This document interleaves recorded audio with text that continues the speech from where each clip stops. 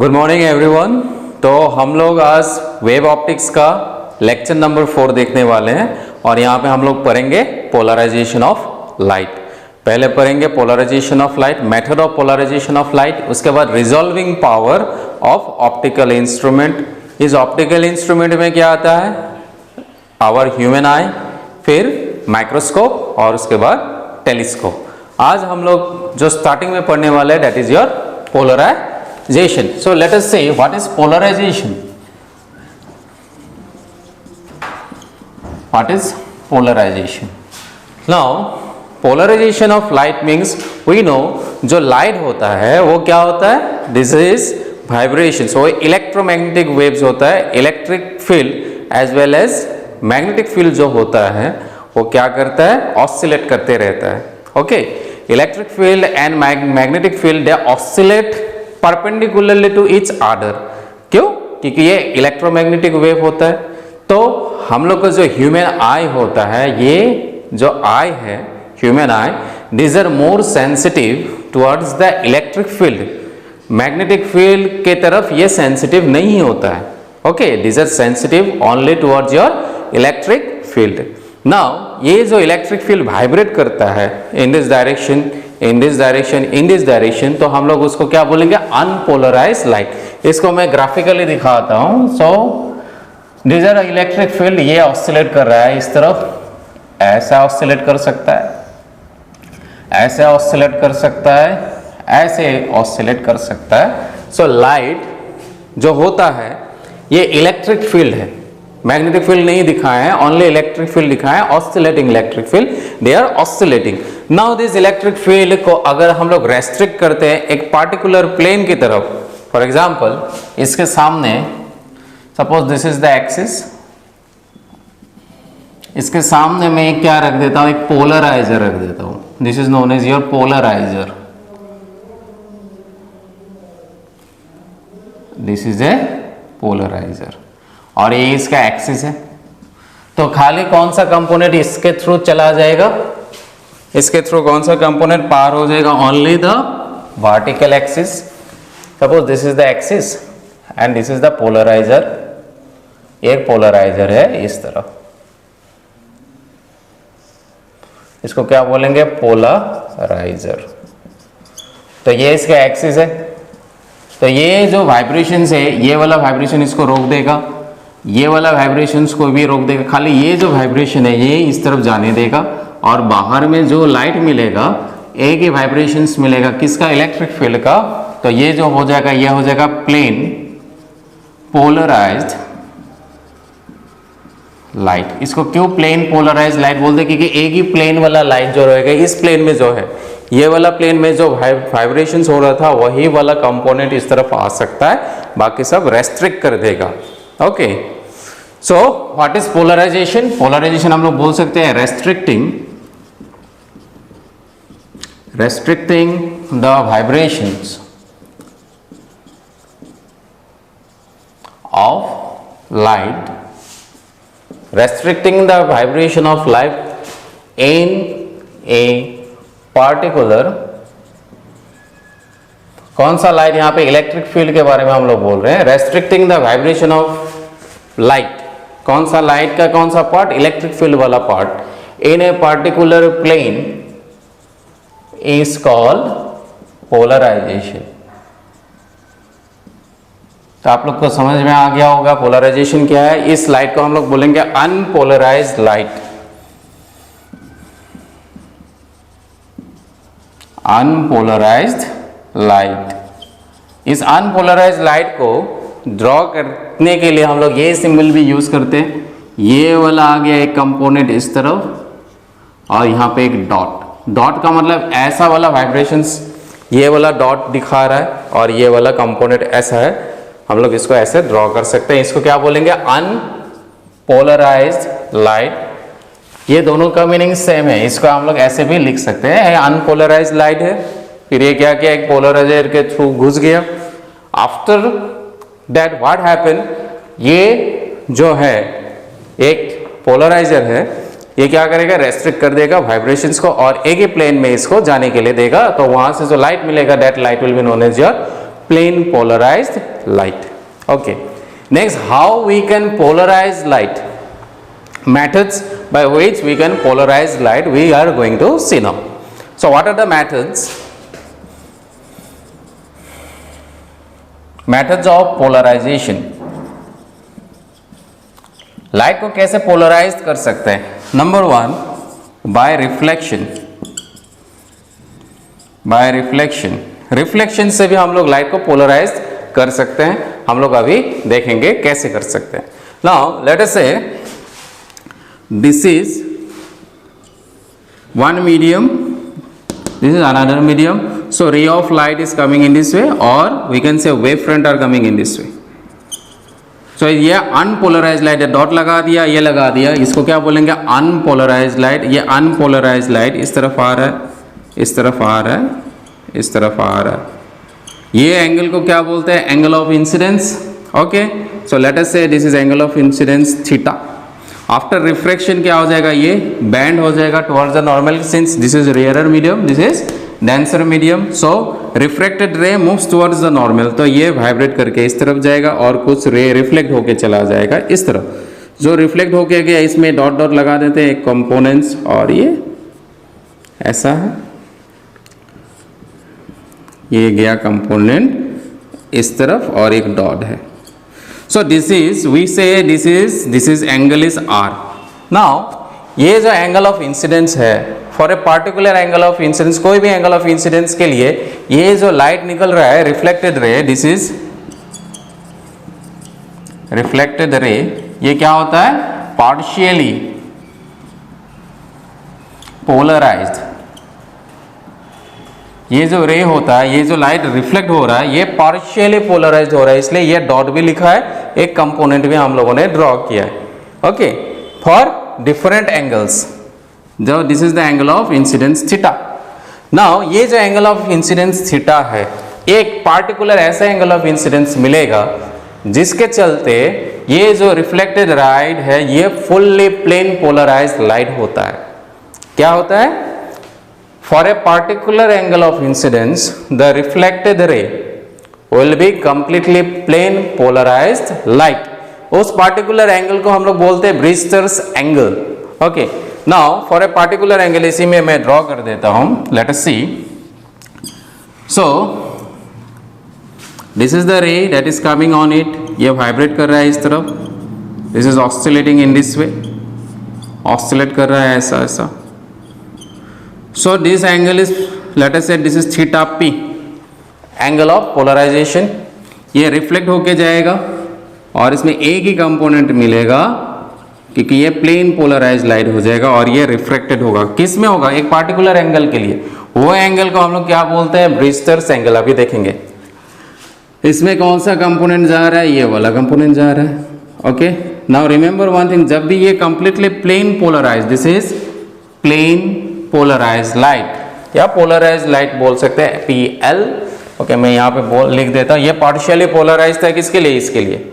इस डायग्राम के लिए क्या था? ये पार्शियली पोलराइज. और ये क्या होगा? Completely polarize. Completely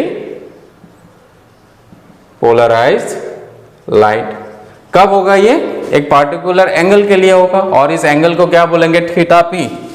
this theta p is known as Brewster's angle. The angle of incidence for which we get completely plane polarized light, उस एंगल को क्या बोलेंगे? Brewster's angle. Now this is angle of refraction R, right? ये अगर angle of incidence है, ये भी क्या हो जाएगा? Angle of incident theta p, क्योंकि एंगल ऑफ इंसिडेंस किसके बराबर होता है? एंगल ऑफ रिफ्रैक्शन के बराबर होता है. Now see, ऐसा केसेस में क्या होता है? The refracted ray and the reflected ray always makes an angle of 90 degree. कब?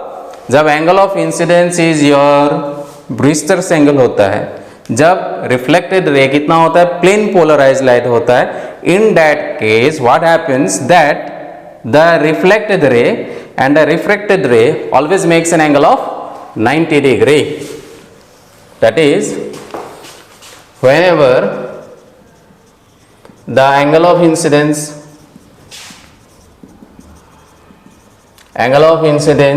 is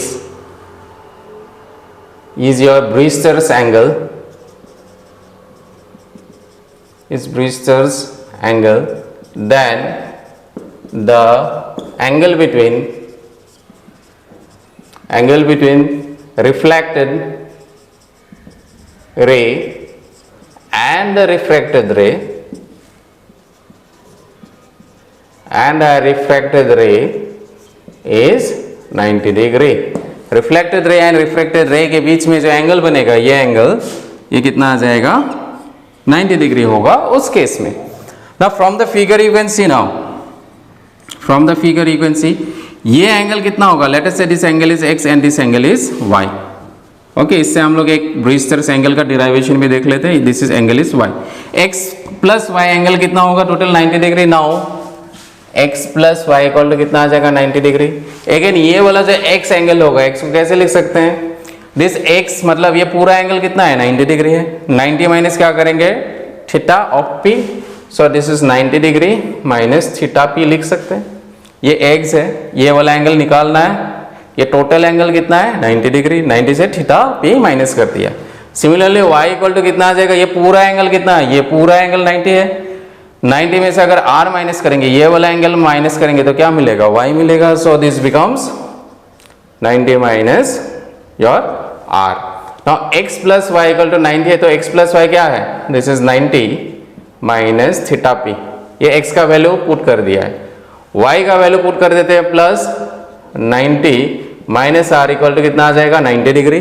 so from here you can see one, एक 90 गया कैंसिल, तो इसमें से क्या मिलेगा, 90 minus theta p minus r equal to 0, और r is equal to 90 minus theta p।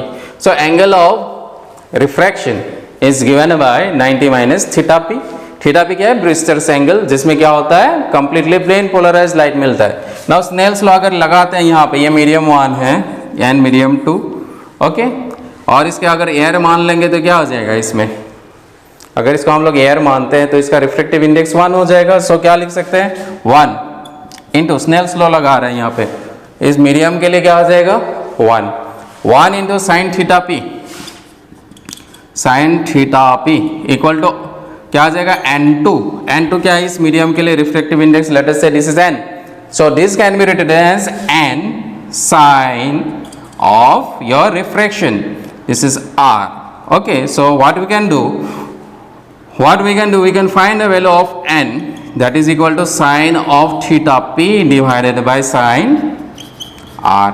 Now if you see the value, you can put it sine of theta p divided by r का value put कर देते हैं, r कितना है, 90 minus theta p, so this sine of 90 minus theta p आ जाएगा। Sine 90 minus theta p क्या आता है, so refractive index n equal to क्या लिख सकते हैं, 10 of ip, 10 of theta p। मतलब ये एंगल ऑफ इंसिडेंट, इसका मतलब क्या है, दैट मीन्स जो थीटा p होता है वो क्या होता है, tan inverse of refractive index का वैल्यू अगर होगा तो जो लाइट मिलेगा वो कंप्लीटली पोलराइज्ड लाइट मिलता है। मतलब ये जो एंगल ऑफ इंसिडेंस है, that angle should be tangent of the refractive index.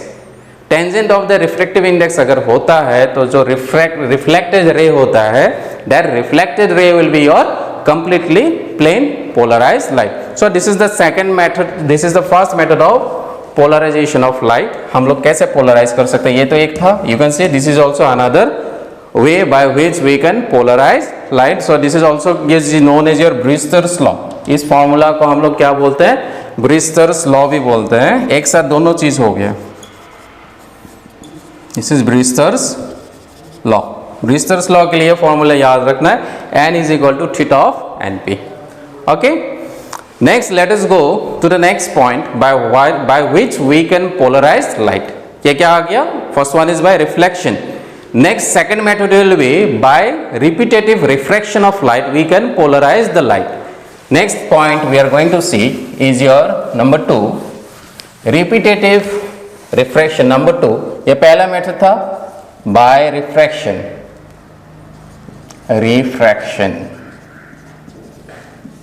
Refraction के थ्रू भी हम लोग लाइट को पोलराइज लाइट बना सकते हैं। कैसे, now see this. Suppose this is unpolarized light. This is unpolarized light. मैं शॉर्ट में लिख ला unpolarized light. UPL means unpolarized light.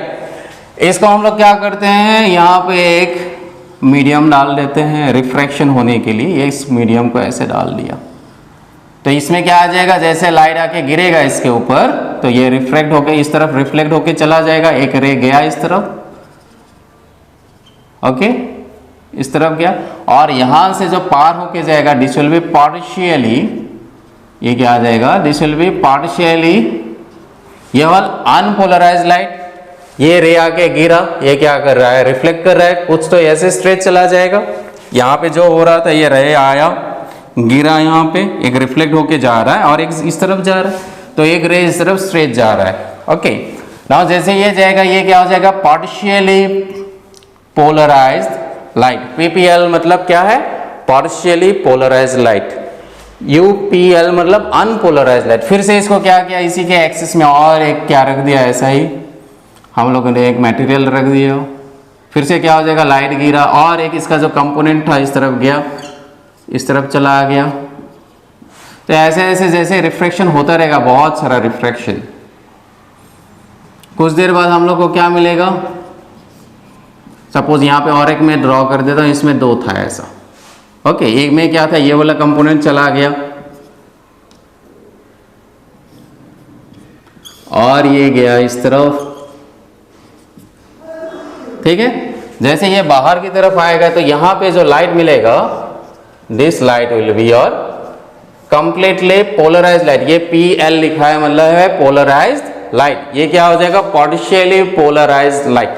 Now ये रिपीटेटिव रिफ्रैक्शन हो रहा है, यू कैन सी लाइट आगे गिर रहा है, यहाँ रिफ्लेक्शन हो रहा है, लेकिन ये पोलराइज्ड लाइट नहीं, ये पार्शियली पोलराइज्ड है. और ये वाला जो लाइट है ये भी क्या है, पार्शियली पोलराइज्ड. जैसे पार्शियली पोलराइज होता जाएगा तो एक वाला कंपोनेंट हम लोग रख देंगे और इस तरफ जो निकल के आ जाएगा, लास्ट में बहुत सारा रिफ्रैक्शन होने के बाद जो लाइट इस तरफ चला जाएगा, वो क्या मिलेगा, that will be your plane polarised light. So this is the second method by which we can polarize the light. Okay, first method पता चल गया reflection, second method is by refraction. Okay, next third method देखते हैं हम लोग. Next number 3 will be is your double refraction method. Next number 3 by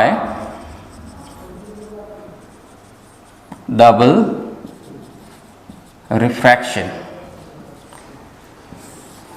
इसको हम लोग और एक केस दोनों को कंबाइन करके पढ़ते हैं, डिक्रोइज्म भी बोलते हैं इसको, बाय डिक्रोइज्म भी बोल सकते हैं, by dichroism. Okay, now let us सी.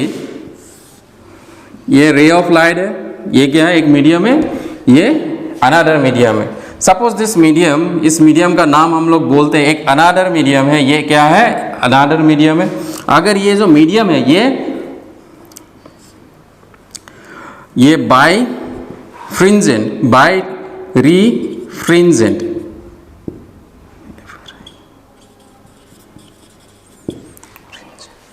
अगर ये जो मीडियम है, लाइट एक मीडियम से दूसरा मीडियम आ रहा है, अगर ये मीडियम क्या होता है, it is your birefringent medium होता है या बाय रिफ्रिंजेंट मटेरियल होता है. Examples of birefringent materials are, जैसे कैल्साइड हो गया, कैल्साइड हो गया, नेक्स्ट टॉर्मेलिन हो गया. सो कैल्साइड हो गया, टॉर्मेलिन हो गया, क्वार्ट्ज हो गया. अगर ऐसा मटेरियल यूज करते हैं और उसमें लाइट आके गिर रहा है, हवा से आके इसमें गिर रहा है, इस मटेरियल्स को हम लोग क्या बोलते हैं, बाय रिफ्रिंजेंट मटेरियल. तो रे आया ऐसे, नाउ रे is coming in this way and these are unpolarized light. You can see these are unpolarized light. Now what will happen, what we see is that whenever it is incident on birefringent material, some of the rays will pass, will follow the law of refraction. कुछ रे जो होगा वो laws of refraction को follow करता है और कुछ रे जो होता है वो लॉ ऑफ रिफ्रैक्शन को फॉलो नहीं करता है, वो स्ट्रेट चला जाएगा ऐसे. स्ट्रेच आएगा। सपोज ये कंपोनेंट गया इस तरफ,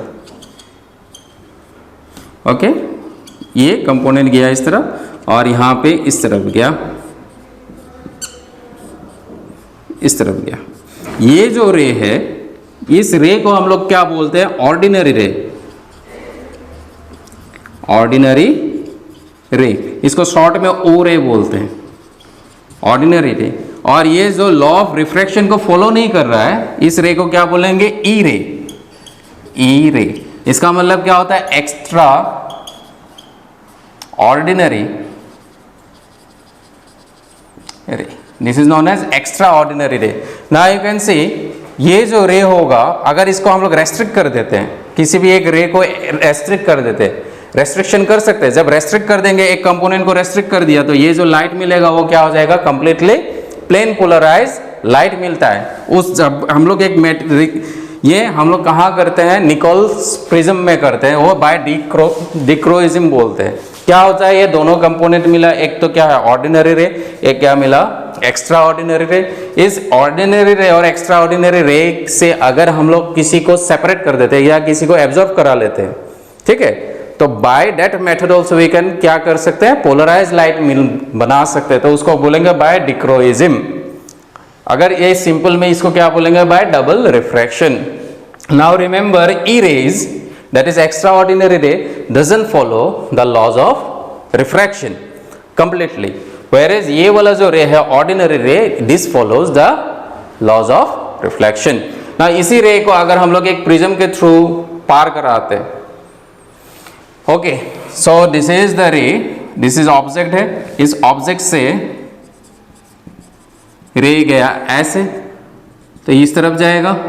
कौन सा रे इस तरफ चला जाएगा? दिस इज योर, कौन सा बैंड नहीं होता है? दिस इज ई रे, एक्स्ट्रा ऑर्डिनरी रे। और ये क्या हो जाएगा? इस तरफ बैंड हो जाएगा, इस तरफ नॉर्मल आएगा, तो इस तरफ चला जाएगा ये रे। तो इसका जो इमेज बनेगा कहीं पे इस तरफ दिखाई देगा, एक इस तरफ इसका इमेज दिखाई देगा, राइट। नाउ इस प्रिज्म को अगर हम लोग ऐसे रोटेट करते हैं, घुमा देते हैं, ये प्रिज्म ऐसा था, ये किस मटेरियल से बना होता है? बाय रिफ्रेंजेंट मटेरियल से बना हुआ है। अभी इसका दो इमेज बनेगा, और अगर घुमा देंगे, इस प्रिज्म को घुमा देंगे, तो क्या हो जाएगा? ये जो ई रे वाला है या ये जो है एक फिक्स रहेगा और एक घूमता रहेगा, एक रे, ओके। जो ये सीधा वाला है वो फिक्स रहेगा, और ये जो घूम गया उसके साइड साइड में वो घूमता रहेगा उसका इमेज। कब? जब इस प्रिज्म को रोटेट कर देते हैं। क्वेश्चन पूछता है यहाँ से, अगर हम लोग एक बाय रिफ्रेजेंट मटेरियल के थ्रू, बाय रिफ्रेजेंट मटेरियल मतलब अगर बोल देगा कैल्साइड हो गया, टोरमिलिन हो गया या क्वार्ट्ज होगा, इस मटेरियल के थ्रू अगर लाइट को पार करा देते हैं और क्या करते हैं? इस मटेरियल को घुमा देते हैं, और फिर हम लोग देखते हैं मटेरियल को, तो क्या दिखाई देगा कि एक का इमेज फिक्स रहेगा और दूसरा वाला इमेज क्या करता रहेगा? घूमता रहेगा। ये होता है, क्वेश्चन में पूछता है। This is by double refraction. और जैसे ये प्रिज्म आ गया, प्रिज्म क्या करेगा? एब्जॉर्ब कर लेगा। अगर ये एब्जॉर्ब कर लेता है तो बाय डिक्रोइज्म भी क्या होता है? पोलराइज लाइट मिलता है। तो बाय डिक्रोइज्म के लिए हम लोग निकोल्स प्रिज्म एक बार देख लेते हैं, निकोल्स प्रिज्म कैसा होता है, कैसे काम करता है, और पोलराइज लाइट इसमें कैसे मिलता है। सो नेक्स्ट इज नंबर 3, इसको 4 भी बोल सकते हैं बाय, कौन सा? ये डिक्रोइज्म के लिए इसको बोल सकते हैं बाय, एक एग्जांपल है Nicol's prism. Plane polarise light हम लोग बना सकते हैं। जैसे एक ये मेरे पास एक प्रिज्म है और इसमें एक लेयर डाल देते हैं, इसको बोलते हैं, इस लेयर को बोलते हैं कैनेडा बेल्सम मटेरियल। इस मटेरियल को क्या बोलते हैं? कैनेडा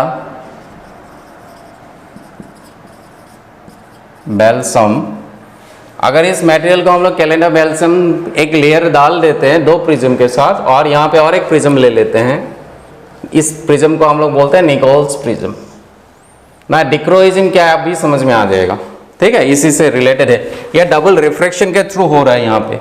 अभी इस दोनों को निकलता जाएगा, अभी दोनों सेपरेट नहीं है। ऑलवेज रिमेंबर ये क्या है, ये रे तो सिंगल रे नहीं आता है, बीम ऑफ लाइट आता है। This is theoretical concept that we have to understand that we cannot say that beam of light is coming and we cannot draw the diagram. But in practical, what happens? A beam of rays comes and this ray will be intermixing, but they will travel in different type of direction. But we are not restricting it and we cannot get the separate rays from this. So to get the separate rays, what we do, we take a Nichols prism. Suppose the rays of light is coming in this way, unpolarized light is coming in this way. ये एक unpolarized light है ये. These are unpolarized light. ये इस तरफ आ रहा है. This is unpolarized light. जैसे ये लाइट यहाँ पे आके गिरेगा तो हम लोग को अभी पता है क्या है, एक तो लॉ ऑफ रिफ्लेक्शन फॉलो करता है, एक लॉ ऑफ रिफ्लेक्शन फॉलो नहीं करता है. मटेरियल कैसा होना चाहिए? बाइफ्रिंजेंट मटेरियल होता है. निकोल्स प्रिज्म बाइफ्रिंजेंट बाय डिफ्रिंजेंट मटेरियल होता है. ना यहां से एक रे गया तो ये वाला कंपोनेंट इस तरफ चला जाएगा. ओके, ये इस तरफ चला जाएगा और यहां पे हम लोग को क्या मिलेगा? Plane polarised light, PL polarised light. और वेरेज यहां पे जो लाइट आके यहां गिरेगा, ये वाला कंपोनेंट आएगा इस तरफ. अगर इसका angle of incidence critical angle से ज्यादा है, suppose angle of incidence, this is the angle of incidence, अगर ये क्रिटिकल एंगल, नाउ सी यहाँ पे क्या था, ये अनपोलराइज्ड लाइट आ रहा है. जो अनपोलराइज्ड लाइट जैसे आएगा निकोल्स प्रिज्म में, क्या होता है कि जैसे अनपोलराइज्ड लाइट आया तो एक जो रे है यहाँ पे इंसिडेंट हो गया और एक रे, दोनों डिफरेंट, दोनों एक रे क्या हो जाएगा, जो स्ट्रेट जाएगा वो उसको क्या बोलते हैं हम लोग? ई रे बोलते हैं. जो लॉज ऑफ रिफ्लेक्शन को फॉलो नहीं करता वो क्या करेगा? स्ट्रेट ऐसे चला जाएगा. जो लॉज ऑफ रिफ्लेक्शन को फॉलो या रिफ्रैक्शन को फॉलो करता है वो इस तरह बैंड हो गया. बैंड होने के बाद अगर एंगल ऑफ इंसिडेंस उसका क्रिटिकल एंगल से ज्यादा है, whenever the angle of incidence is greater than critical angle, then what happens? Then total internal reflection takes place and the light will come out in this direction. Okay, or what we can say, if we again put one material here, कौन सा material? ये Canada बेल्सम use करते हैं इस वाला part में. ये जो मटेरियल है वो क्या है? कैनेडा बेल्सम है. यहाँ पे भी हम लोग इसको रेस्ट्रिक्ट कर सकते हैं या इस रे को इस तरफ हम लोग रोक के रख सकते हैं. ओके, सो निकोल्स प्रिज्म में होता है, that is also known as your dichroism. Okay, इसी चीज को डिक्रोइज्म बोलते हैं. तो बाय निकोल्स प्रिज्म भी हम लोग क्या बना सकते हैं? यहाँ पे प्लेन पोलराइज्ड लाइट बना सकते हैं. ओके, तो पोलराइज्ड लाइट कैसे कैसे बना सकते हैं? These are all different types of method. Next हम लोग देखते हैं by scattering of light. Polarised light can be made by scattering of light. Next is your scattering of light. Light कब स्कैटर होता है? व्हेनेवर, कब लाइट स्कैटर होता है? जब wavelength of the light particle is comparable to the size of the particle. जैसे एक particle है, इस पार्टिकल का अगर साइज जो है लाइट के वेवलेंथ का कंपेरेबल होता है, कंपेयर कर सकते हैं दोनों, इतना ही छोटा है तो क्या होता है? स्कैटरिंग होता है. नाउ सपोज ये रे यहाँ पे अनपोलराइज्ड लाइट आ रहा है ऐसे, and it is made incident to fall on a particle. जैसे इस पार्टिकल के ऊपर गिरेगा तो ये क्या चला जाएगा? इस तरफ चला जाएगा. इस तरफ परपेंडिकुलर डायरेक्शन में अगर हम लोग देखते हैं तो परपेंडिकुलर डायरेक्शन में क्या मिलता है? पोलराइज्ड लाइट मिलता है. और इस तरफ पार्शियली पोलराइज्ड लाइट मिलता है. इस तरफ पार्शियली पोलराइज्ड लाइट. नाउ ये पार्टिकल जो है, this is the particle. Particle के परपेंडिकुलर डायरेक्शन में देखना है कि कोई ये अनपोलराइज्ड लाइट है, this is unpolarised light, this is coming in this way. तो यहाँ पे क्या हो रहा है? स्कैटरिंग हो रहा है. स्कैटरिंग के अगर 90 डिग्री के डायरेक्शन में हम देखते हैं तो उस डायरेक्शन में क्या मिलेगा? पोलराइज्ड लाइट मिलेगा. और स्ट्रेट जिस तरफ जाएगा उसमें क्या हो जाएगा? ये पार्शियली पोलराइज्ड लाइट मिलता है. So by this method also what we can do, we can find that polarized light. इस तरह है polarized light, perpendicular direction में होना चाहिए. Okay, by this is the fifth method. Next हम लोग एक देखते हैं intensity of light या Malus law. कोई Malus law भी बोलते हैं इसको. So let us see what is Malus law. So these are the various methods by which we can find polarized light. Now what is Malus law is, see, suppose this is unpolarised light. एक unpolarised light है ये, this is unpolarised light. इसको हम क्या करते हैं, suppose ये मेरा एक पोलराइजर है, दिस इज ए पोलराइजर, इसके एक्सिस में हम लोग डाल देते हैं, ओके। तो ये इसका एक्सिस है, दिस इज द एक्सिस। ये अनपोलराइज्ड लाइट है, दिस इज अनपोलराइज्ड लाइट। जैसे ये पोलराइज्ड लाइट इस पोलराइजर के थ्रू पार होके जाएगा तो कौन सा कंपोनेंट मिलता है, ये वाला कंपोनेंट मिलता है। अभी हम लोगों ने देखा ये कैसा होता है, दिस इज पोलराइज्ड लाइट होता है। फिर से अगर ये वाला कंपोनेंट जो पोलराइजर है इसको सामने रख देते हैं, लेकिन अभी कैसे रखेंगे इसको थोड़ा सा हम लोग बैंड करके रख देते हैं ऐसा, ओके। इसको घुमा देते हैं। अभी इसको पोलराइजर नहीं बोलेंगे, इसको क्या बोलते हैं, अभी इसका नाम चेंज हो जाता है, इसका नाम क्या हो जाता है, analyser. So this is the axis है। अब ये लाइट किस तरफ जाएगा, ये जब लाइट जाएगा इसका कंपोनेंट जाएगा। सपोज ये जो वाइब्रेशन हो रहा है इसका एम्पलीट्यूड हम लोग ए मान लेते हैं, सपोज एम्पलीट्यूड क्या है इसका, ए है। जैसे इस एक्सिस के थ्रू निकल के जाएगा, ये ओरिजिनल एक्सिस कैसा था इसका एक्सिस था ऐसा, तो it is making an angle theta. जैसे ये वाला का चीज यहाँ पे आएगा तो कौन सा कंपोनेंट इसके थ्रू जा सकता है, ये वाला कंपोनेंट जा सकता है। तो ये वाला कंपोनेंट क्या हो जाएगा, this component will be A cos theta. और एक कंपोनेंट किस तरफ आएगा, ये ए था, इस डायरेक्शन में क्या होगा, ए कॉस थीटा, और एक डायरेक्शन में इस तरफ क्या आ जाएगा, इस डायरेक्शन में परपेंडिकुलर डायरेक्शन में ये क्या आ जाएगा, ए साइन थीटा।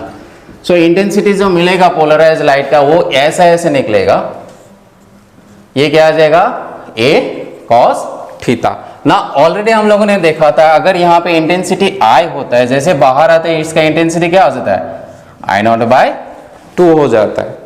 अगेन हम लोग को पता है intensity is directly proportional to amplitude square, तो इससे हम लोग क्या लिखते हैं, intensity is directly proportional to A square cos square theta. और I इज इक्वल टू हम लोग क्या लिखते हैं इसमें, I0 कॉस स्क्वायर थीटा, या I is equal to I0 cos square theta. इस लॉ को हम लोग क्या बोलते हैं, मेलस लॉ, जिसमें इंटेंसिटी जो है यहाँ से आधा हो जाता है। हम लोग देखेंगे इससे रिलेटेड क्वेश्चंस। नेक्स्ट हम लोग पढ़ते हैं पोलराइजेशन तो पढ़ लिए, resolving power of optical instruments देखते हैं इसके बाद।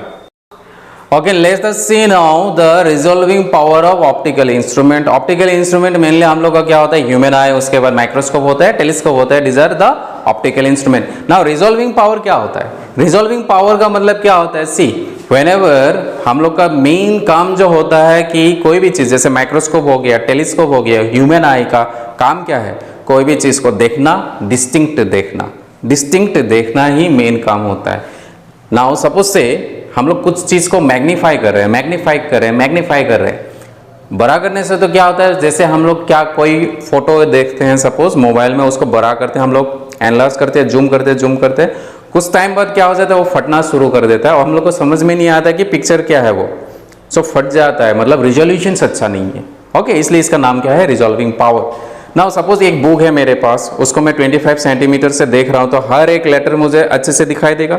वही सेम बुक अगर मैं थोड़ा दूर ले लेता हूँ, मैं 30 सेंटीमीटर, 30 भी नहीं, सपोज ज़्यादा ले लेता हूँ 100 सेंटीमीटर दूरी पे, तो आप लोग को क्या दिखाई देगा, वहाँ पे ब्लैक लाइन्स दिखाई देगा, वो लेटर्स आप लोग को समझ में नहीं आएगा कि वो लेटर क्या है। Okay, so the main function of this optical instrument is to show two different objects separate, दोनों चीज को सेपरेट दिखाना ही मेन काम होता है किसका, ऑप्टिकल इंस्ट्रूमेंट का। और इस ऑप्टिकल इंस्ट्रूमेंट में दो चीज को सेपरेट दिखा सकता है, इसी चीज को हम लोग क्या बोलते हैं, रिजॉल्विंग पावर बोलते हैं। आंख का भी होता है। तो पहला माइक्रोस्कोप के लिए हम लोगों ने देखा, ये माइक्रोस्कोप है, सपोज यहाँ पे क्या रखा गया, ये ऑब्जेक्ट है, दिस इज द ऑब्जेक्ट। इस ऑब्जेक्ट क्या है, यहां से रे जा रहा है और ये एंगल है, थीटा एंगल बना रहा है को। Now what we see before defining resolving power, we should know what is limit of resolution of a microscope. Limit of resolution of a microscope is determined by the minimum distance between the two objects whose image in the microscope just seen separate. अभी जो बोला है, दो object है, जैसे यहाँ पे मैं दो डॉट लगा रहा हूँ, दिख रहा है, ठीक है, मैं एकदम नजदीक ले जा रहा हूँ, यहाँ पे आप लोग को दो डॉट दिखाई दे रहा है, यहाँ पे नहीं दिखाई देगा, एक के जैसा ही लगेगा, लेकिन मुझे दिखाई दे रहा है क्योंकि मैं बहुत नजदीक से इसको देख रहा हूं। तो कितना मिनिमम डिस्टेंस है जो उसको सेपरेट दिखा सकता है, that is known as your limit of resolution. Now ये जो लिमिट ऑफ रिजोल्यूशन है that is represented by d in case of your microscope. This is directly proportional to wavelength of the light. Light का wavelength के ऊपर directly proportional होता है and inversely proportional to 1 divided by 2 theta. Now this d is given by lambda. इन दोनों को अगर combine करते हैं, इसका मैथमेटिकल डिराइवेशंस नहीं है फॉर क्लास 12, ये लैम्डा बाय 2 साइन थीटा होता है। अगेन इसके अंदर में अगर हम लोग कुछ जैसे माइक्रोस्कोप होता है, माइक्रोस्कोप के अंदर हम लोग जो एयर मीडियम के जगह कुछ लिक्विड मीडियम डाल देते तो उसका रिफ्रैक्टिव इंडेक्स आ जाएगा, तो इसलिए इसमें n आ गया। n क्या है यहाँ पे? Refractive index. This is refractive index. Now resolving power. Resolving power मतलब क्या है? जितना छोटा चीज को जितना बड़ा दिखा पाएगा या सेपरेट दिखा पाएगा, जितना कम डिस्टेंस को सेपरेट दिखा पाएगा, रिजॉल्विंग पावर उतना ही ज्यादा होगा। मतलब if d is very less than resolving power will be very high. मतलब जितना यहाँ पे है दो ऑब्जेक्ट, इसको सेपरेट दिखा पा रहा है और नजदीक है इसको सेपरेट दिखा पा रहा है एक इंस्ट्रूमेंट, किसका रिजॉल्विंग पावर ज्यादा बोलेंगे? जो ज्यादा नजदीक है उसको सेपरेट जोन कौन सा इंस्ट्रूमेंट ज्यादा दिखा पाएगा उसका रिजॉल्विंग पावर ज्यादा बोलेंगे। इसलिए क्या होता है? Resolving power is inversely proportional to या 1/d होता है। तो इसके लिए मेन फॉर्मूला आ जाएगा 2n sin theta by lambda. You have to remember this formula for your resolving power of microscope. Similarly for telescope, telescope में तो क्या हो जाएगा? Rays of light are coming, suppose this is source 1 and this is source 2 and it is making an angle of delta theta. Now ये जो resolving power होता है, यहाँ पे लिमिट ऑफ रिजोल्यूशन किसको बोलते हैं? d theta. d थीटा ये जितना सेपरेट दिखा पाएगा, जितना छोटा होगा d थीटा, उसको जितना सेपरेट दिखा पाएगा टेलीस्कोप, उसका रिजॉल्विंग पावर उतना ही ज्यादा होगा। दो ऑब्जेक्ट जो स्टार है दोनों क्लोज है, एंगल छोटा बनेगा, दोनों को अलग अलग दिखा पा रहा है, तो उसका रिजॉल्विंग पावर ज्यादा अच्छा होगा। ठीक है, सो ये d थीटा के इनवर्सली प्रोपोर्शनल होता है, that is given bye d divided by 1.22 lambda.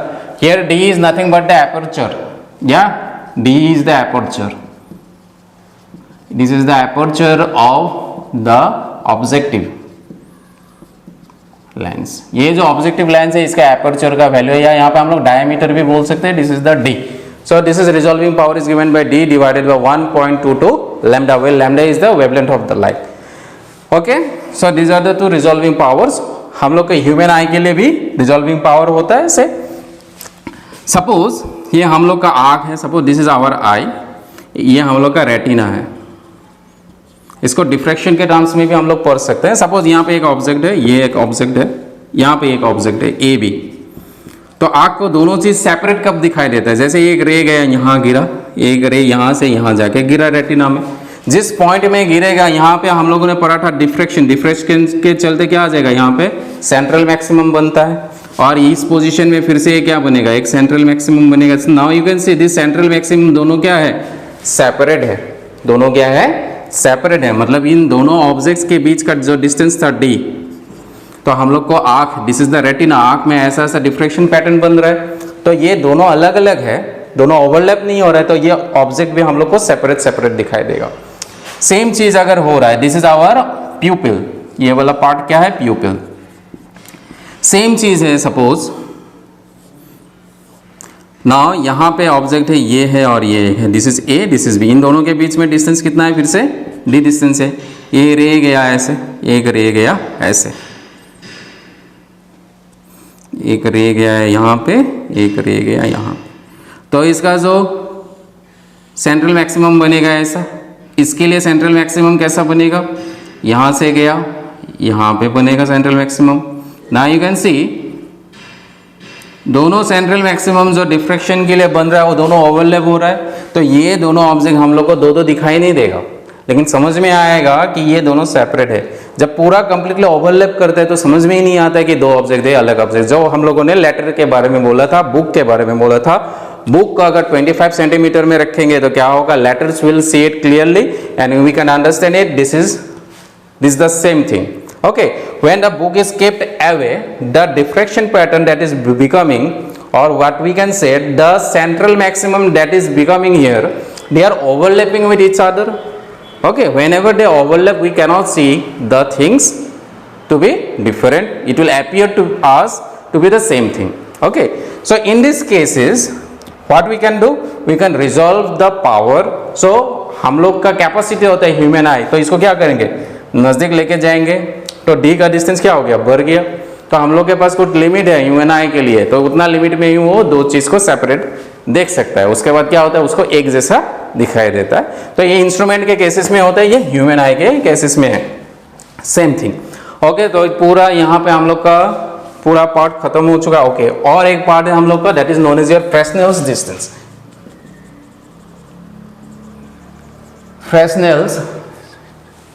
फ्रेस्नेल्स distance, Fresnel's distance क्या होता है, let us see. Fresnel's distance. What is Fresnel's distance? Fresnel's distance is that distance up to which ray optics is valid. समझ में आ रहा है? रे जो होता है वो बैंड करने लगता है आफ्टर ए पार्टिकुलर डिस्टेंस, एक कुछ पार्टिकुलर डिस्टेंस के बाद ये वो बैंड करना शुरू कर, जिस पोजीशन तक हम लोग रे ऑप्टिक्स का लॉ लगा सकते हैं उस डिस्टेंस को क्या बोलते हैं, Fresnel's distance. This is given by Z P, ये डिस्टेंस होता है Z P, and this is given by A square by lambda, A square by lambda. A क्या था, डिफ्रैक्शन में पढ़ा था, ये स्लिट था, यहाँ सोर्सेज होता है, ये ए है, ये बी है, ये क्या है, ओपनिंग है। ये यहाँ पे क्या बनता है, डार्क बन भी सकता है, और यहाँ पे क्या बनता है, सेंट्रल मैक्सिमम बनता है, ऐसा। ये पी पॉइंट था, ये जो ओपनिंग होता है ये ह्यूमन आई के लिए ओपनिंग हो जाएगा, तो ये क्या हो जाएगा, यहाँ पे ए भी बोल सकते हैं। सो उसके लिए ये वाला फॉर्मूला आता है। ए स्लिट का ओपनिंग कितना है, ह्यूमन आई के लिए डी भी लगा सकते हैं हम लोग, यहाँ पे डी लिखा है, ए की जगह क्या लिख सकते हैं, यहाँ पे डी लिखा है, तो यहाँ पे क्या लगा सकते हैं, D square by lambda. So this is Fresnel's distance, the distance up to which ray optics is valid. Okay, now let us solve some questions. Let us see questions, open your book, resolving power and your polarization से अभी questions देखते हैं। Just open your book और हम लोग इसको question solve करते हैं। What is given, okay, open your book. हम लोग देखते हैं उस दिन जो छोड़ दिए थे कुछ क्वेश्चंस, बिकॉज हम लोगों ने ये टॉपिक नहीं पढ़ा था रिजॉल्विंग पावर का, वो वाला क्वेश्चंस, एक दो क्वेश्चंस हम लोग देखते हैं और let us try to solve it. Open level 1, open level one में question number 43, level 1,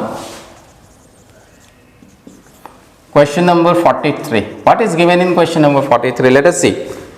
electron microscope has more resolving power than optical instrument.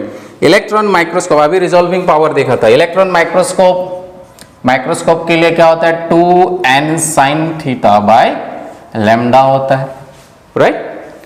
Now ये जो लैम्डा है इलेक्ट्रॉन माइक्रोस्कोप के लिए वेवलेंथ जो होता है और लाइट का जो वेवलेंथ होता है, दोनों में कौन सा वेवलेंथ कम होता है?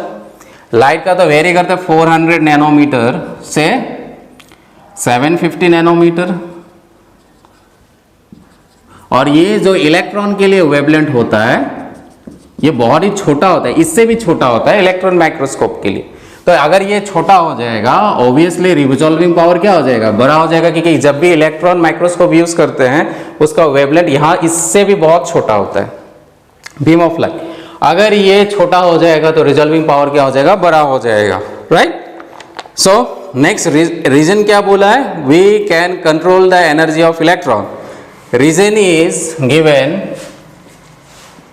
we can control the energy of electron. Yes, we can control the energy of electron, but this has nothing to do with this formula. Electron के एनर्जी को कंट्रोल कर सकते हैं, लेकिन इसको इसके साथ कुछ लेना देना नहीं है। तो ऑप्शंस कौन सा आ जाएगा, ऑप्शन ए क्या दिया हुआ है, both assertion and reason are true and reason is the correct explanation of the assertion। गलत है, ये करेक्ट एक्सप्लेनेशन नहीं है, option A will be the wrong answer.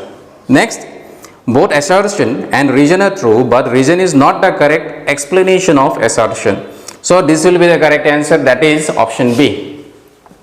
Option B will be the correct answer for question number 43.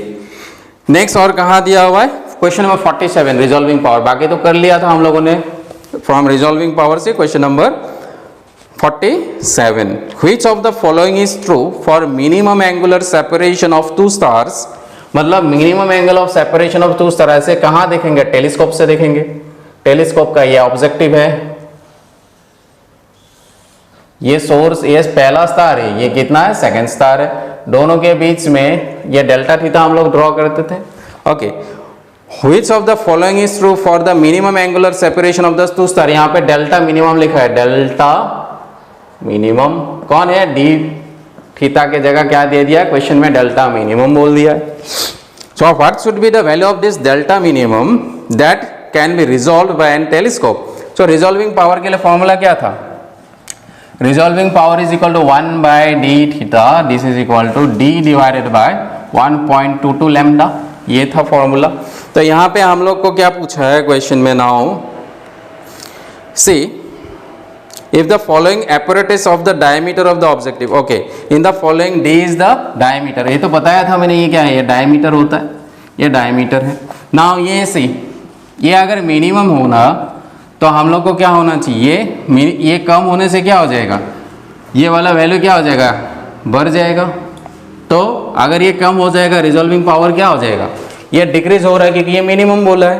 ये कम होने से resolving power क्या होता है? बढ़ जाता है। तो ऑप्शन कौन सा आएगा इसमें? See it decreases with increases in aperture. Okay, aperture अगर इंक्रीज करेगा, ये एपर्चर, नाउ सी, ये अगर डी इंक्रीज करेगा, ये डी थीटा क्या करेगा? डिक्रीज करेगा, क्योंकि इनवर्सली प्रोपोर्शनल है ये। You can see here D क्या है? एपर्चर है, ये इंक्रीज करने से ये क्या करेगा? डिक्रीज करेगा। तो ऑप्शन कहाँ दिया हुआ है? Option number A. You can see it decreases with the increase in aperture of the telescope. मतलब ये जो डी थीटा है, यहाँ पे डी थीटा की जगह क्या बोल दिया है? Delta theta minimum. जैसे ये इंक्रीज करेगा अपर्चर, ये वाला वैल्यू क्या करेगा? डिक्रीज करेगा। तो option A is the correct answer. So A will be the correct answer for question number 47। Simple question था ये। Okay, next let us see question number 50। Come to question number 50। 50 में क्या दिया हुआ है? क्वेश्चन पढ़ लीजिए क्या दिया हुआ है। For what distance is ray optics a good approximation when the apparatus is 4 millimeter wide and the wavelength is 500 nanometre. जो जो दिया हुआ है लिख लेते हैं। क्या बोला गया है? रे ऑप्टिक्स कहाँ तक वैल्यू गया है? जब एपरेटस कितना दिया हुआ है? एपर्चर कितना दिया हुआ है? ए का वैल्यू दिया हुआ है 4 millimetre and the wavelength is given to be equal to 500 nanometre. ना हम लोग को पता है कब तक वैलिड होता है? This is given by Fresnel's distance, this is given by Fresnel's distance, और Fresnel's distance Z is given by A square by lambda था। तो ए कितना है?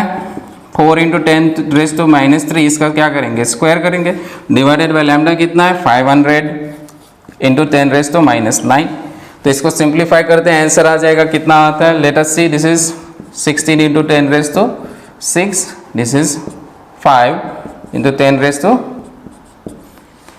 सो 16/5 और इस तरफ आ जाएगा 10। अच्छा, ये इस तरफ 10 जाएगा, 160/5, 5 से 3 टाइम्स 15, कैरिंग ऑन 5 2 10, सो 32 मीटर। 32 मीटर कहाँ दिया हुआ है? Option A. So simple question था। सो क्वेश्चन नंबर 50 के लिए ऑप्शन क्या आ जाएगा? Option A will be the correct answer for question number. ये फ्रेस्नेल रेजिस्टेंस है। क्वेश्चन में क्या मेंशन कर दिया? ये एपर्चर दे दिया है, वेवलेंथ बोल दिया है, पूछा क्या है कि कितना डिस्टेंस तक रे ऑप्टिक्स वैलिड है। तो कितना डिस्टेंस तक रे ऑप्टिक्स वैलिड है? 32 मीटर। 32 मीटर से ज्यादा हो जाएगा तो क्या हो जाएगा? रे ऑप्टिक्स वैलिड नहीं होगा। उस समय क्या हो जाएगा? वेव ऑप्टिक्स का फॉर्मूला लगाना पड़ेगा। Okay, late us see question number 56।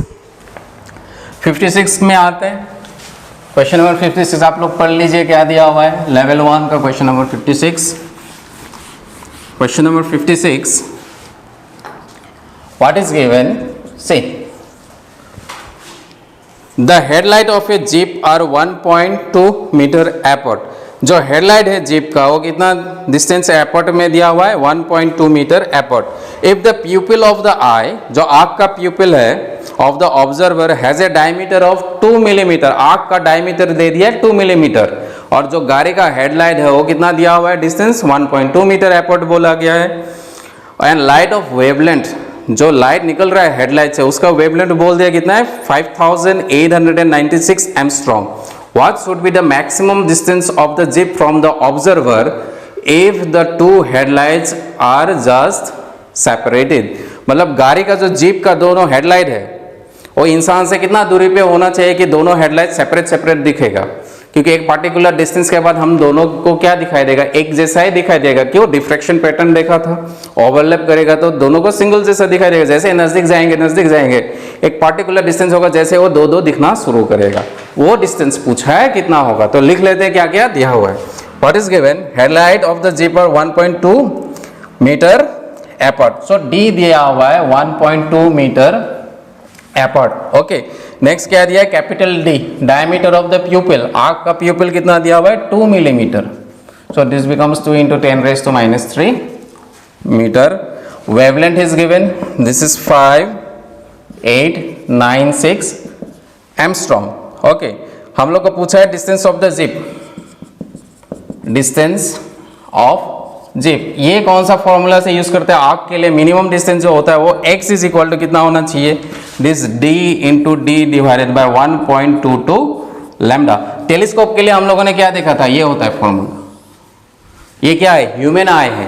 Human आई के लिए क्या करना चाहिए, मिनिमम डिस्टेंस जिसके लिए दो सेपरेट दिखता है वो minimum distance is given by कितना डिस्टेंस से दिखता है, this is given by x is equal to d into D divided by 1.22 lambda. ना वैल्यूज दिया हुआ है, पुट कर देना यहाँ पे. d कितना दिया हुआ है, capital D 2 into 10⁻³ and d आंख का जो ओपनिंग है, अच्छा ये हम लोग का आंख का डायमीटर दे दिया, इतना हम लोगों ने लिख लिया है. Okay, next d is given to be how much, 1.2 metre, 1.2, this is 1.22 into ये सेपरेशन है, d is the separation, headlight के बीच का सेपरेशन. दो चीज, ये ऑब्जेक्ट है ए बी, अभी आंख ड्रॉ किया था हम लोगों ने ऐसा, ये हम लोग का आंख, ये हम लोग का रेटिना है. जैसे यहाँ से एक रे आया, यहाँ से एक रे आया, तो यहाँ से क्या बनेगा, डिफ्रेक्शन पैटर्न ऐसा बनेगा, इसमें डिफ्रेक्शन पैटर्न ऐसा बनेगा, दोनों सेपरेट दिखेगा तो हम लोग को ये सेपरेट दिखाई देता है. ठीक है, तो ये डिस्टेंस कितना दिया था, d दिया हुआ है. तो इसी का वैल्यू हम लोग पुट कर देते कितना है, 5896 इंटू 10⁻⁻10. ओके, 1.22 तो अप्रॉक्सीमेट काट सकते हैं. ओके, इसको एक कैंसिल करके देखते हैं हम लोग, यहाँ ये कैंसिल गया. सो दिस बिकम्स 5896 इंटू 10⁻³ 10⁻10, तो it becomes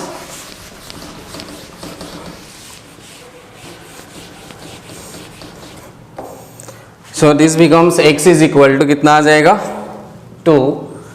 5896 into 10⁻, this is 7 आ जाएगा. 7 होने से 20,000 कर देते, कितना है 1 2 3 4, इसमें आ जाएगा 3. सो दिस इज 5896. सो ये कितना टाइम जाएगा, 5 3 15, 5 4 20, 20 से ज़्यादा है, 3 पॉइंट समथिंग आएगा. सो 3 पॉइंट कुछ आएगा, अप्रॉक्सीमेट बोल रहे हैं. हाँ, दिस इज अप्रॉक्सीमेट. हम लोग देखते हैं कि हम लोग का आंसर मैच कर रहा है कि नहीं. सो 3 पॉइंट इंटू 10⁻³ मतलब यह हो जाएगा, नियरली क्या आ जाएगा, किलोमीटर में दिया हुआ है.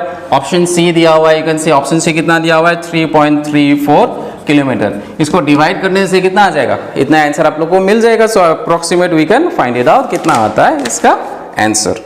ओके, नेक्स्ट देखते हैं क्वेश्चन नंबर 71. ये तो कौन सा पार्ट का हो गया हम लोगों का, पोलराइजेशन से नहीं किया. ये पार्ट कौन सा था, your resolving power and Fresnel's distance से रिलेटेड क्वेश्चन है. Next come let us see questions from your polarisation part. इसको मिटा देता हूं. Okay, now see the question.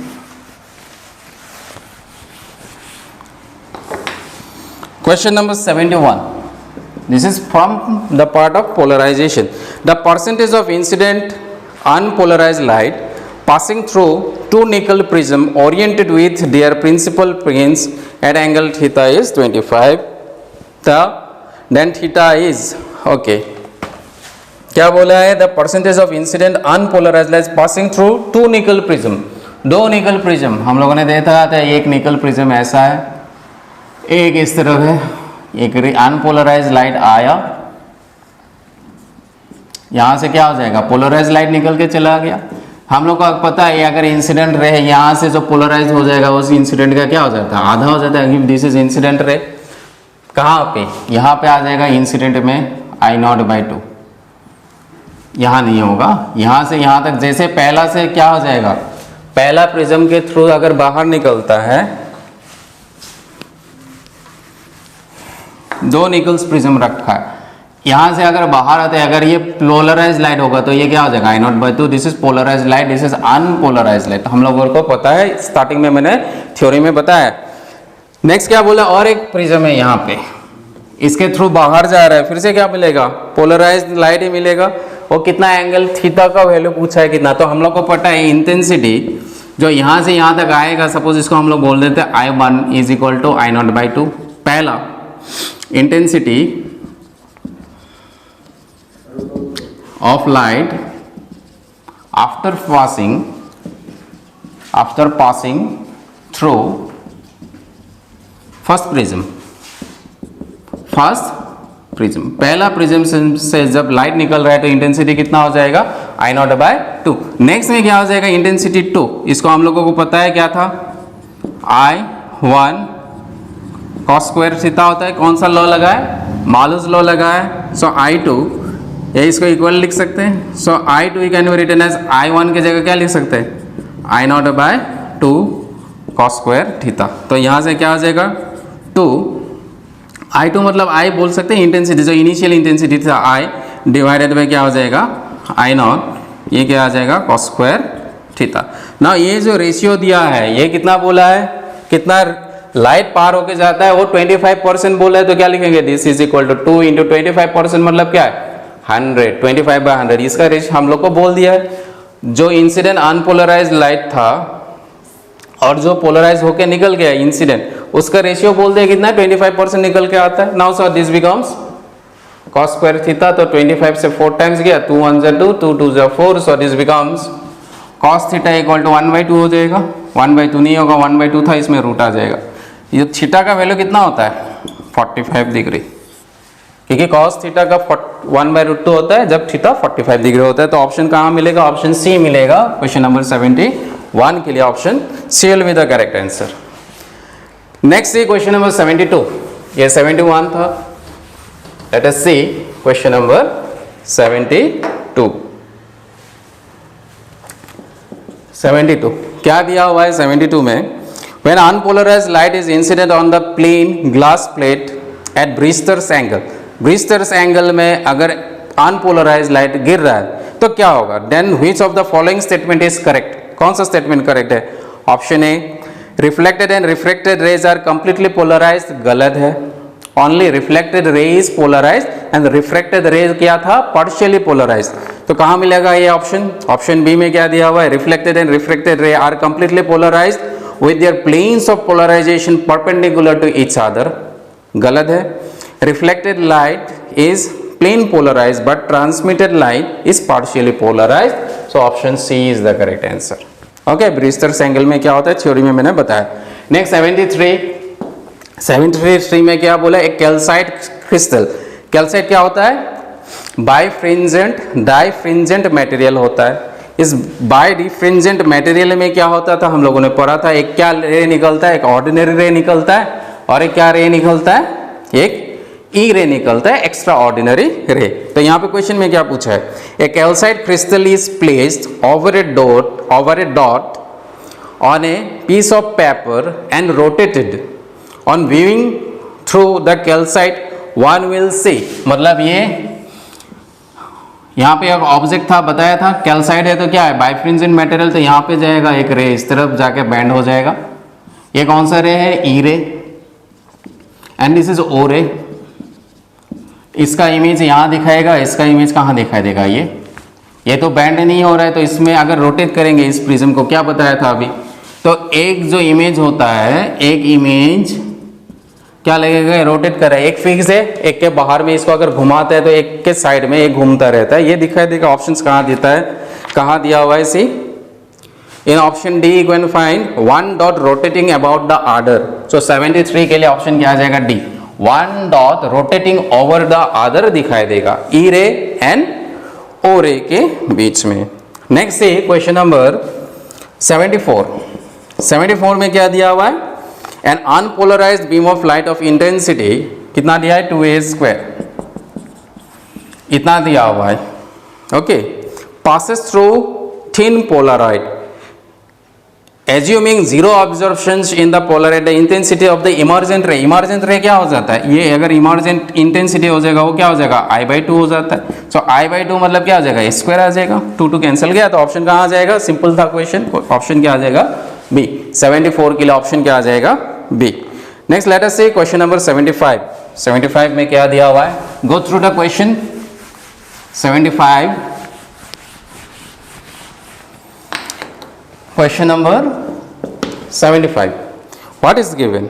If lambda a and lambda m are the wavelength of a beam of light in air and medium. अच्छा, ये medium है, wavelength यहाँ है, ये लेफ्ट ये है। ओके, ये मीडियम 1 है, ये मीडियम 2 है। मीडियम ए क्या है? एयर के लिए ये मीडियम 2 है, ये बोल दिया है। If theta is the polarising angle, मतलब ये अनपोलराइज लाइट आ रहा है, theta is the angle of polarization, then the correct relations between lambda a lambda m and theta, lambda a lambda m and theta के बीच में relation क्या है ये हम लोग को पूछे। now we know refractive index is equal to क्या होता है? speed of light in air divided by speed of light in medium, n equal to क्या होता है? lambda mu, लैम्डा एयर के लिए आ जाएगा, म्यू मतलब फ्रीक्वेंसी, फ्रीक्वेंसी तो इस मीडियम में जो रहेगा इस मीडियम में वही रहता है, फ्रीक्वेंसी कभी भी लाइट का चेंज नहीं होता, वेवलेंथ चेंज होता है, तो ये क्या आ जाएगा? लैम्डा एम म्यू, ये गया cancel. So N is equal to lambda A by lambda M. Again हम लोग को पता है from Brewster's law, N equal to क्या होता है? N is equal to tan theta P होता है, एंगल ऑफ पोलराइजेशन होता है ना। इस एन की जगह क्या लिख सकते हैं? टेन। तो अकॉर्डिंग टू ब्रिस्टर्स लॉ हम लोग को पता क्या है? n is equal to 10 of theta P होता है ना। ये n की जगह क्या लिख सकते हैं? 10 थीटा पी, और ये किस तरफ आ जाएगा? Lambda A by lambda M. ना ऑप्शंस देखते हैं कहाँ पे मैच किया है। अच्छा, ऑप्शन ए, अच्छा इसको ऐसे दिया हुआ है, लैम्डा ए के फॉर्म में दिया हुआ है सब, lambda A lambda A lambda M lambda M. So lambda M या लैम्डा ए इक्वल टू क्या आ जाएगा? Lambda M by theta. Options match कर रहा है?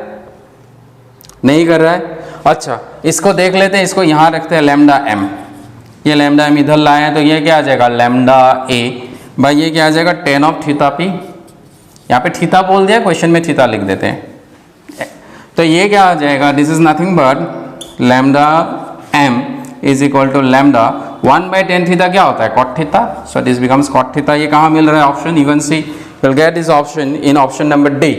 सो क्वेश्चन नंबर 75 के लिए ऑप्शन क्या आ जाएगा? Option number D will be the correct answer for question number 75. Okay. Now let us see question number 76. इसको लिख लीजिए। Okay. Let us come to question number 76. 76 में क्या दिया हुआ है? What is given in question number 76? See.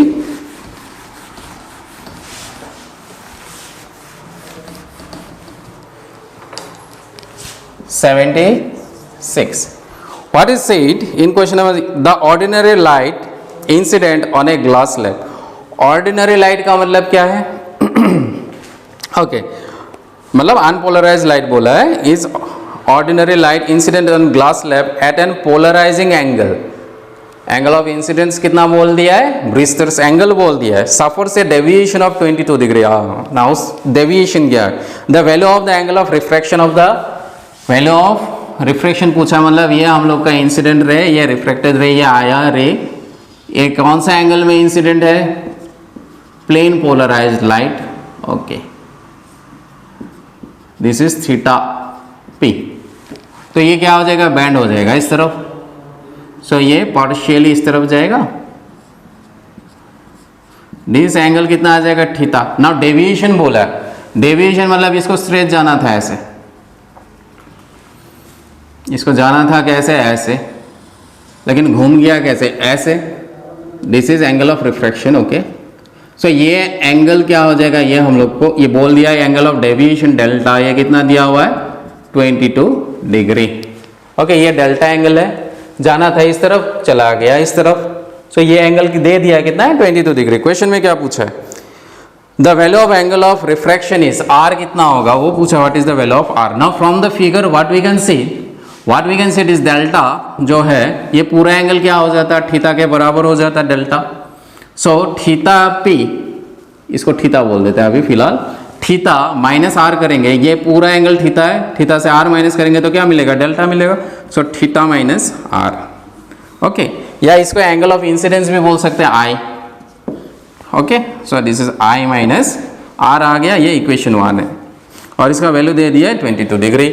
Now ये जो पूरा एंगल होता है, ये एंगल ये कितना था, टोटल 90 डिग्री था। सो हम लोग क्या बोल सकते हैं, this angle is I, okay. Angle of reflection यहाँ था ये, दिस इज आई, ये रिफ्लेक्ट होके जाएगा इस तरफ, दिस इज पोलराइज लाइट, ये पूरा एंगल, ये वाला angle, this whole angle is your 90 degree, this is also I, okay. Now you can see हम लोगों ने डिराइव करके दिखाया भी था उस समय इन ब्रीस्टर्स लॉ, हम लोगों ने दिखा था आई प्लस आर कितना आ जाता है, you can see I plus R कितना आ जाता है उस केस में 90 डिग्री आता है। ये इक्वेशन 2 लिख सकते हैं। अगर याद नहीं है डिराइवेशन को बैक करके वीडियो को देखिए, यहाँ से अभी डिराइव किया था। आई प्लस आर कितना आ जाएगा, या आर हम लोगों ने क्या लिखा था 90 डिग्री माइनस आई लिखा था, ये इसको आई की जगह क्या लिखते थे, थीटा पी लिखते थे, ओके। सो इसको याद हो जाना चाहिए। सो दिस इज आई, ओके। हम लोग को क्या दे दिया, ये वाला इक्वेशन हम लोग को पता है, ओके। मैं इसको इस तरफ लिख देता हूँ। So what we know, this is 90 degree is equal to I plus R, this is equation number 2। दोनों को हम लोग ऐड कर देते हैं, ओके। ऐड करेंगे तो इसको delta is given to be how much 22 degree and delta is equal to I minus R, so this is 22 degree.